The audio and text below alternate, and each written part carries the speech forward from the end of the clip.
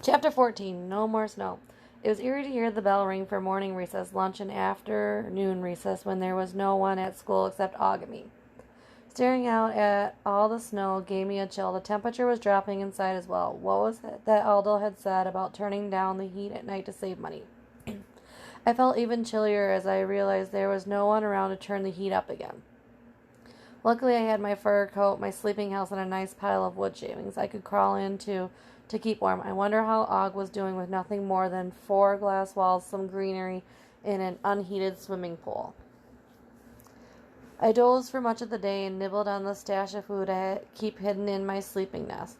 We hamsters are smart about saving up food in case of emergency, but my food dish was empty and my water was getting low. Between naps, I gazed out the window. There were still no cars on the street. In fact, I couldn't tell where the street ended and the sidewalk began. Everything was a solid sheet of white. Og was quiet most of the night, and the crickets were silent too. I was bored, all alone in the classroom. I even missed math class. Finally, I hopped on my wheel for some lively exercise. That warmed me up, but it also made me hungry. When I checked my stash of food, the only thing left was a limp tomato stem. The bell signaled the end of the school finally rang. I wondered what my classmates were doing. AJ was probably watching TV with his family. Garth and Andy would be playing video games. I figured Miranda was cuddled up with Clem. Didn't his bad breath bother her? So he was no doubt helping her mom care for her younger brother, and Miss Bisbane was probably bustling around her warm, toasty kitchen while Mr. Bisbane built a birdhouse. They were all warm, all cozy, and all well fed. They were definitely not worrying about me or Og.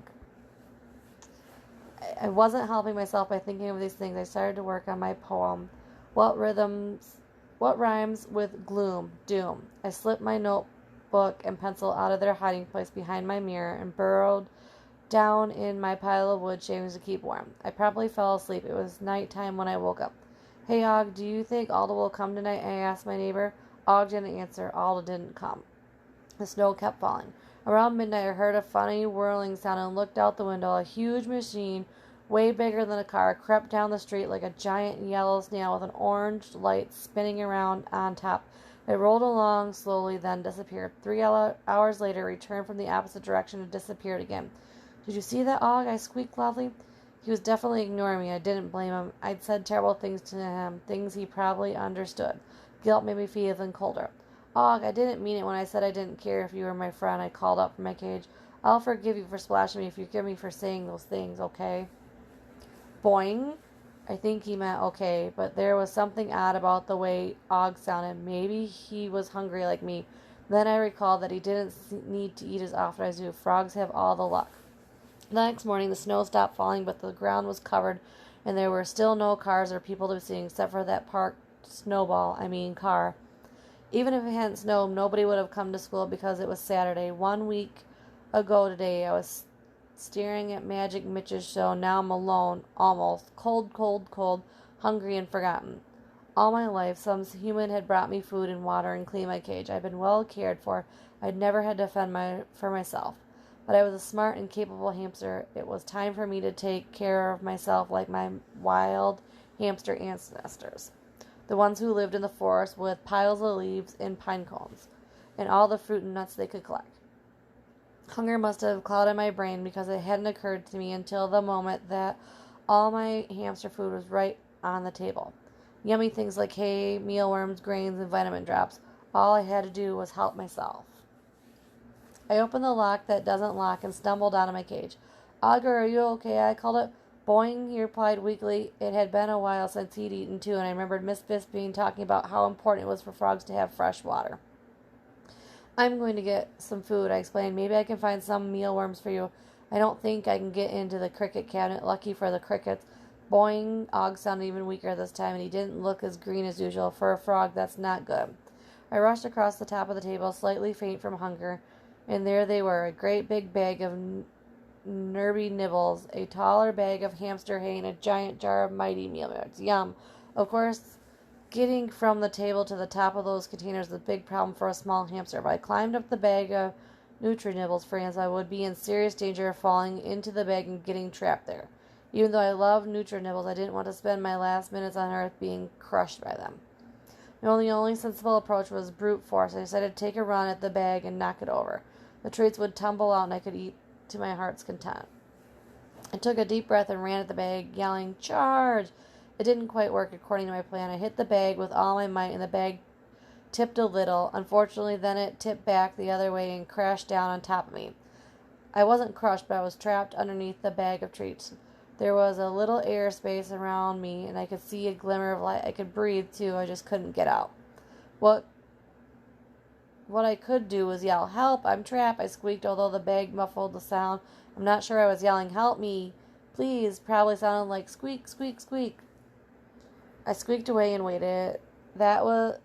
What was that I heard? Boing, boing, boing, boing, boing, boing, boing, followed by a large crash. I couldn't imagine how Og thought all the noise would help me. Then I heard a new song. Blop, blop, blop. Soon Og was grinning at me through the slit of light. That crazy old lump of a frog had managed to hop all the way out of his house. He'd come to save me. He started leaping at the bag, each time hitting it harder and harder. The bag shifted and the space around me started to open as I crawled toward him. Og kept bashing the bag, screaming, "Scree, scree!" This is a whole new Og and a whole new sound. The space got bigger and bigger, and I crawled along until I could reach out and grab Og. Although I was weak from hunger and all the effort, I managed to grab onto Og's back just as the bag shifted again, flattening out. I was glad I wasn't under anymore. "Shriek!" Og repeated. I pulled myself up on Og's back, and he hopped away from the bag. What a thrill. I was rocking and rolling on his back like a cowboy riding a bucking bronco. "Yeehaw!" I yelled. "Go, Og! Go, frog!" "Screek!" he yelled. All of a sudden the lights came on and I heard footsteps. "Oh no, look at that. They're out of their cages, Miss Bisping. They knocked the food over. They must have been starving, poor things." "Smart little critters," said Principal Morales, chuckling. "My intellect." I hardly recognized those two, bundled up in heavy coats and woolly hats with huge scarves almost covering their faces. How on earth did they get out? Miss Bisping wondered. "Maybe somebody didn't lock Humphrey's cage tightly," said the principal, "and I guess the frog topped out of the tank." Look, he pushed the lid off. "So I have a lock that doesn't lock, and Og has a top that he can pop."